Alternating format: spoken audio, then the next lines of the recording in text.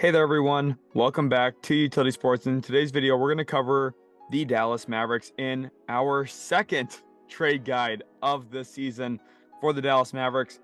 A few days ahead of the NBA trade deadline, the Mavericks broke the internet, trading for Kyrie Irving.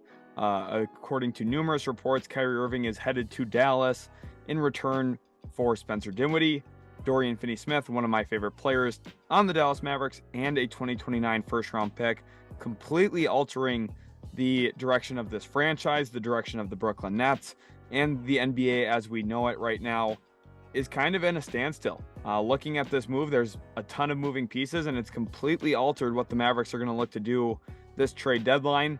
It's very shocking to me. I had a really fun live stream with a lot of you probably in attendance listening to that and giving me your thoughts as well on the trade. Of course, I was a little bit more skeptical from Dallas's perspective, but in this trade guide, we're going to get another look at what the Dallas Mavericks could do. Just a brief reminder as well, I will be live streaming while you're watching this, the trade deadline, both today, the day that this comes out, and this week as well. So there's going to be a lot of NBA trade deadline content on the channel, as well as some NBA draft content, a lot of different NBA related videos coming out this week. So make sure you guys are hitting that like button. Lets me know I'm doing a good job on these videos with all the work that I put in, and also subscribe so you don't miss out on more.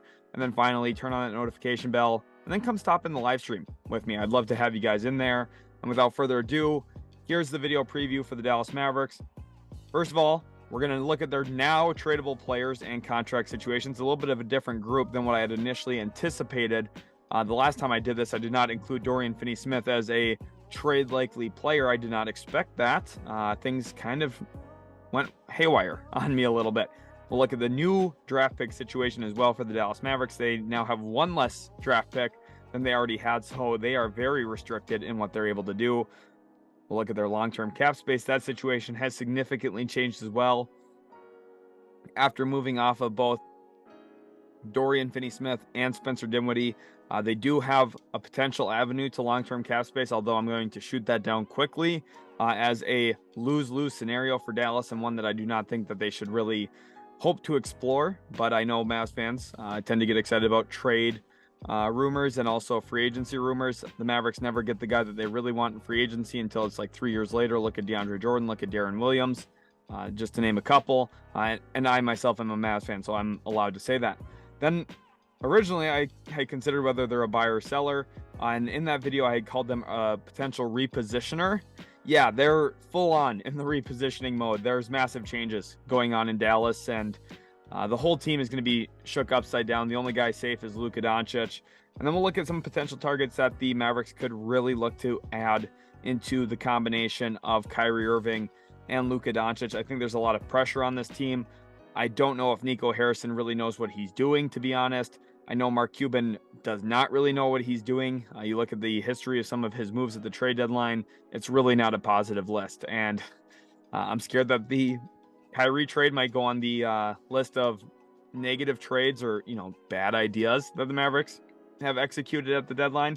So let's see if they potentially add more to that list, or if they maybe turn around and make a couple good moves. So the tradable players. On the left side, I have the most valuable players, the best contracts, the most easily traded players. And going toward the right, it gets progressively harder to trade these guys. The light colored blue, of course, Josh Green, Christian Wood, very good players, very tradable players, given their age or their circumstance in terms of contract. The slightly darker blue, Maxi Kleber, Dwight Powell, both tradable guys. Kleber definitely valuable around the league. Dwight Powell, an expiring contract and a rotational center, does have some value around the league. Now, again, they're not going to get anything of significant value for Dwight Powell. I think that they could for Kleber, but Powell's contract's very easy to attach into a deal if you need to. Tim Hardaway Jr., Reggie Bullock, their contracts are a little bit more difficult to trade away, especially since they both have years on those contracts. I think Bullock is significantly easier to trade than THJ, though, just given the fact that THJ's contract's 1 year longer. Reggie Bullock's second year is non-guaranteed, whereas Hardaway Jr.'s money is fully guaranteed, although it is de-escalating, so it's not terrible to trade. I believe the third year of that deal is about $15 million, so it's really not that bad. But, just given where the mid-level exception is going to be, it's okay. But Again, that's 2 extra years after this year that a team would have to commit to him. And then those three final ones, or the two final ones, Davis Bertans, JaVale McGee.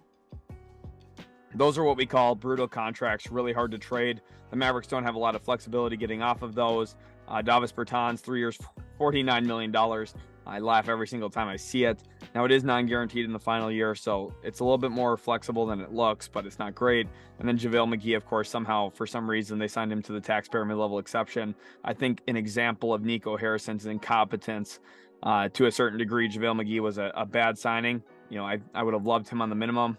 There's nothing wrong with signing a guy like him to the minimum, or maybe even the biannual exception, you could argue. But the taxpayer mid-level is just not a good number for JaVale McGee, especially on multiple years. So it's tough right now. There's 4 guys I would consider very easily to trade in terms of willingness for other teams to take them on. And then there's 4 guys that I think you have to work a little bit harder to find a pairing. But there's options, right? So let's look at the draft pick situation right now in Dallas. What are we specifically considering? First of all, they owe their 2029 first-round pick now to the Brooklyn Nets. According to reports, that pick is unprotected. Of course, there's not anything finalized in terms of the league office on that yet. So this is, according to the best reporting that I've heard up to this point, unprotected first to Brooklyn, which is a disaster. Because of that, they cannot trade their 2028 first. And even though they don't even have the rights to trade their 2030 first yet, they will not be able to until that 2029 first conveys, ultimately because of the Stepien rule. So they find themselves in a really tough spot with that. And to boot, they already owed their 2023 first round pick to the New York Knicks. We just like giving picks to New York teams. We do. The backup protection on that one to the Knicks goes through 2025. So as of today, the day I'm recording this, the Mavs cannot trade a first round pick until 2027. That is currently their only tradable first round asset. The only way that could change is if they were able to work out a deal with the Knicks, giving them extra assets, whether that's a young player, second round pick, some cash, something like that to incentivize changing the protections on this year's pick. Since it is top 10 protected, the Knicks would probably be willing to listen to that, simply given the fact that the pick's likely going to convey this year anyway. It doesn't really hurt the Knicks to at least listen to that offer and see what they could get in addition to already just having the pick in general. Since with Kyrie Irving, Luka Doncic, you would presume this team makes the postseason. I don't think it's a 100% guarantee. I would say 99% guarantee, though. Just given where the West is right now, it is loaded. It's a very tough West, in my opinion. I know people keep saying it's a weak West. It's a very even, balanced West, in my opinion. But I would think the Mavs make the playoffs. So that top 10 protection does not really come into play. But if the Mavs wanted to trade, say, that 2025 first rounder this year, you'd have to amend that 2023 first with the Knicks to open that up. And then you would have 2 tradable first rounders in 25 and 27 that could help you go back into the market and make some moves. So something we definitely have to consider. And then long-term cap space. I think it's a possibility, but I really don't think it's a smart idea. I know a lot of people were floating this idea. I know Tim McMahon, who reports on the Dallas Mavericks as well, was suggesting that this could be an avenue for them. Here's the thing. The way that the Mavericks have cap space would be through losing Kyrie Irving and losing Christian Wood in free agency. Right now, you look at their roster, that's their second and third best players. So who would be left over on the roster right now? Luka, Tim Hardaway Jr., Davis Bertans, Maxi Kleber, Josh Green, JaVale McGee, and Jaden Hardy. That is 7 players. And I would say Bertans, McGee are 2 guys you do not want to have to play at all. So you really have 5 playable players. Hardy's very young yet. I really like him. I thought he was a great pickup for the Mavs in the draft with where they selected him. But are you really going to bet on that going into next season? Tim Hardaway Jr., very likely he gets traded yet. Kleber, we don't really know. He's out with an injury right now. And then Josh Green I like, but is Josh Green going to be your second best player on a good team? No, he's not going to be. So if you want to try and operate with cap space, and this would be the way they open up a max slot, right? If your plan is to sign a max player, you add 1 guy to this rotation, oh my gosh. And then you're like the Lakers, where you're adding all these minimums. I'm telling you, Mavericks basketball would become very, very difficult to watch rather quickly because of this. So long-term cap space, I just don't really think it's a good idea. Dallas usually strikes out anyway in free agency. it's not the move. It just isn't. Nico Harrison should not operate with the idea of long-term cap space for this team. I really just don't think that's the way that they should operate this season or this trade deadline or this next offseason. I just don't think that there's any benefit to working that way, and I think the Mavs would be really bad because of that. So are they going to be a buyer or seller? To me, I think they're a definite repositioner. Again, I'm reusing that term, repositioner. And what I mean is they're completely overhauling this roster around Luka Doncic to try a completely new model and build the best fit that they can. They tried Porzingis. They tried a big man who can pick and pop, roll to the rim a bit, and they were hoping he'd become a post-up player. Clearly, they had not watched film enough of his time in New York. He was never that type of player, but for some reason, Rick Carlisle thought he would be. So they had to reposition then. They traded him to Washington, brought in another guard. Now they're trying to go from, okay, we got role players around Luka, to, no, we need that second star with Kyrie Irving. They are in the process of repositioning, and they're not done yet. That's the one thing I have to say about this Mavs roster. Given this move, they did not really address their needs. Rim protection they needed. They needed a third ball handler. Yes, they improved their second one from Dinwiddie to Kyrie Irving, but they still need a third one come playoff time. You just can't bet on two guys being the load of your offense the entire time. Last year we saw they were very effective with Luka, Brunson, Dinwiddie, the trio. They need a third ball handler.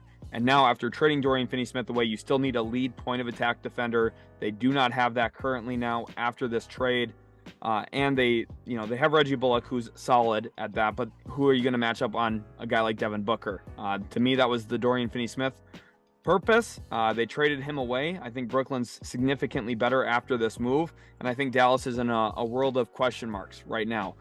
So let's see some of those potential trade targets. Who can solve some of the concerns right now in Dallas? And I've got 8 different teams that I think we should talk about here. Let's start with the Detroit Pistons. Saddiq Bey, averaging roughly 15 points a game for them off the bench for the most part this season. He's shooting 35% from 3. If you're looking for young, cheap 3-and-D wing, this is your potential avenue. Detroit, are they willing to give up Saddiq Bey? I don't really know. There's reports about it. You have to give up a first-round pick. If so, is this your one move you're making if you're Dallas to try and win? It's a lot for me to buy into. The next one is Washington. We've seen Tommy Shepard work with Nico Harrison in the past for a deal. I feel like both sides felt pretty good about how that one turned out between Porzingis and Dinwiddie in that trade. And now I think it's possible the Dallas Mavericks call Washington again in pursuit of Denny Avdia and Daniel Gafford. I think Gafford's on a slightly overpay for his contract. Now, I do think he's a valuable center in this league, especially with his rim protection. This is one of those key areas of need for the Dallas Mavericks. They need somebody who can protect the paint, block some shots around the rim, and make you think twice about going in there. And Denny Avdia is one of the sneakier defensive wings in the league. He's really done a great job this year in isolation. Defensively, he's also a playmaker on that end of the court. He's very good with his hands, and he's able to strip down on the basketball, get some rip outs, and he's very good with pushing the ball in transition as well. He's a nice athletic wing who's still relatively young. I think Avdia Gafford would be a perfect pairing into Dallas. Now, what does it look like to get them? You give up a first-round pick, I would have to assume, just with where Avdia was drafted and how Washington feels about Gafford. Is Washington willing to take back in Bertans? My guess would be no. Is this a Tim Hardaway Jr. landing spot? Maybe. I mean, I don't know if Washington loves that, but for a first-round pick, they might really have their ears open to something like that. The Chicago Bulls with Alex Caruso. Again, if we're talking point-of-attack defenders, Caruso's not only really good on the ball, but he's also a very smart team defender. He knows when to help. He's very good at blitzing down in the post, which I think the Mavericks are going to need significant help with this year if they were to, say maybe play a team like Minnesota with Towns, or a team like Sacramento with Sabonis, or a team like Denver with Jokic. You need smart team defenders and I think Caruso brings a lot of athleticism, which would really help as well. Again, you're probably looking at a pretty good asset having to go out the door here. With his money, it's also tough to kind of figure out what are you giving up. Is Reggie Bullock the player you have to send back with some draft compensation? If so, I don't really love that, because the idea is Caruso plus Bullock are 2 of your defensive pieces. And if you have to give up Bullock to get Caruso, does it make sense to add draft compensation from Dallas's perspective? I don't really love that from them, but at the same time, Caruso is an upgrade. So there's some challenges here both ways. I think Dallas, they had the idea of we're going to make a move now and we're going to add a move to it later. I understand the thought process and it sounds really good in practice. But when you look at it with what's available this trade deadline and the Mavs limited draft assets, especially after making the move for Kyrie Irving, do they really have the pieces to go get somebody that they want? And the answer to that for me is probably no. But we've got more teams to talk about. Orlando, Jonathan Isaac. I just don't see them really trading him. It's too early with him coming back from injury. He's looked pretty decent. I think that they view him as a potential long-term bench wing for them behind Banchero and Franz Wagner. I just don't think anything happens with Jonathan Isaac until at the earliest this summer or maybe next trade deadline. The Utah Jazz, this is one of those that I think is very interesting. Again, I think the Mavs need a little bit more length. They need more athleticism. They need some three-point shooting, and they need more wing play after trading Dorian Finney-Smith away. The Jazz can offer quite a bit of those things here with this package between Jared Vanderbilt and Malik Beasley.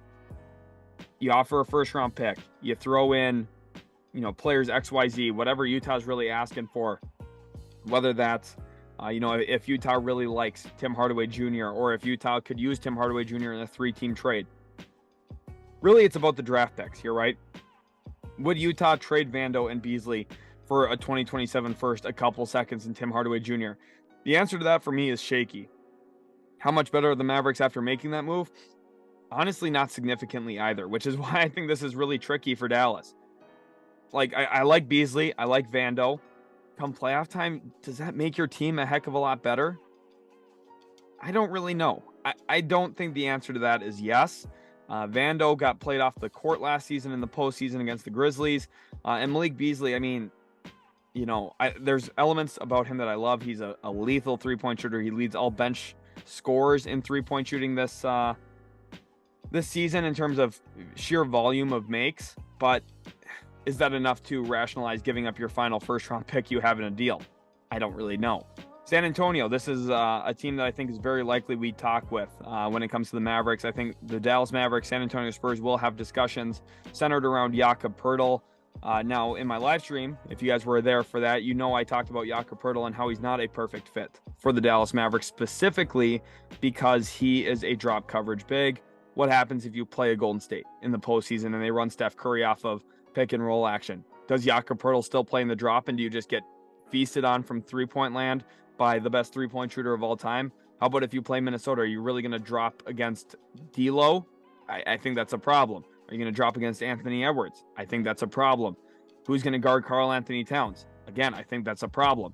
McDermott would help them for sure as a three-point shooter. I don't want to do the Josh Richardson experiment 2.0. Please, Dallas, do not trade for Josh Richardson. Now that I say that, though, with my luck, they are going to trade for him. I just really don't think he's a fit. We saw it the first time. It did not work well. Why would we do it a second time? I don't know. Our next one, Sacramento. Richaun Holmes. This is one of those where you can maybe get Richaun Holmes for really, really cheap. He's playing less than 10 minutes a game this season for Sacramento. A few years ago, the Mavs had interest in him in free agency. Does he give you a little bit more life around the rim offensively than Dwight Powell? The answer is quite frankly yes. Now, he's not as good of a lob threat, but he's got a phenomenal floater that he likes to shoot kind of around that 10 to 14 foot range. It's a little push shot. A lot of centers have really worked on developing that in recent years. Richaun Holmes was one of the first to really develop that in his game. Back when Halliburton played with Sacramento, Holmes was the benefactor most often of Halliburton little drop passes right outside the restricted area. Holmes knew what to do with them. I think he could be an intriguing pairing with Doncic, but at the same time, offense isn't really the concern right now. It's all about the defense. Jason Kidd is supposed to be a defensive-minded coach first. The move that they made, trading away Dorian Finney-Smith, really does not show that. And I think Sacramento here doesn't have that defensive archetype to give you back in a way to really improve your team. I threw Cam Reddish in here as well from the Knicks. This is not a win now. This is not an important move for me. This is another buy low option. And realistically, I could see the Mavericks ending up with Richaun Holmes and Cam Reddish after the trade deadline, where they look and say, okay, we at least have two new players. I wouldn't say they're good players. I wouldn't say they're really upgrades, but they're new. And sometimes that's what you have to sell the ownership as. Hey, look, we're trying. We went out and made this move. We believe this will work. Sometimes those meetings are all about selling stuff. And Holmes and Reddish, I'm sorry you're not going to be able to sell it to me, but maybe you can sell it to Mark Cuban. And that's part of the it's part of the debate here. Maybe you can sell it to Luka Doncic as well and say, look, we're getting you some athleticism. We got you a new big man to work with in the pick and roll. Out of all these options, my favorite on the list is Avdija and Gafford. I don't know. I don't think Washington's in a position where they're really looking to trade Denny. Avdija, I think he's had a really, really nice couple game stretch here without Rui Hachimura, where Turbo Denny's been playing fairly well. My next favorite is probably Vando and Beasley. My third favorite probably, I mean, I don't even know if I have a third favorite, like Sadiq Bey, I guess. But just given what the Mavs have, it's tough to work out one or two trades that really makes sense. And again, everything has to start with amending that pick with the Knicks and trying to figure that situation out first. If the Knicks aren't willing to play ball with you, you're kind of stuck. And it's problematic in my eyes for what the Mavericks are going to end up becoming. But there is one big fish that I think the Mavericks, if they are able to amend that pick with 2 first-rounders and whatever it takes to get the deal done in terms of seconds and other players on the roster other than Kyrie Irving and Luka Doncic, I think that guy is OG Anunoby from the Toronto Raptors. You know, there's reports about them wanting 3 first-round picks for him. You know, it's possible the team meets those demands. You know, maybe in Indiana, maybe in New Orleans, maybe in Memphis. I could see those teams looking into that, right? But Dallas, with the aggressive play that they've made, going for Kyrie Irving, trying to win a championship, arguably this season, there's pressure on them to do that. In addition of OG Anunoby could go a long way in not only replacing Dorian Finney-Smith, but upgrading over him. OG is one of the few players on the market that I actually think at the same position is an upgrade over Dorian. And I think he's a fairly sizable one, especially on the offensive end. Now, defensively, I think that they're fairly similar. OG Anunoby, a little bit more of a defensive playmaker. He's going to get his hand on the basketball a little bit more. But Dorian's more of a sit down in a stance and force some stops by getting good, strong contests out on the perimeter. Anunoby's still good at that as well. I don't want to discredit him there, but there's different ways of playing good, strong defense. And I think with what Toronto was looking to do most of the time is turn guys over, present a lot of length, and try and get runouts and easy buckets to kind of mitigate some of their half-court issues. Well, the issue in Dallas wouldn't be half-court offense.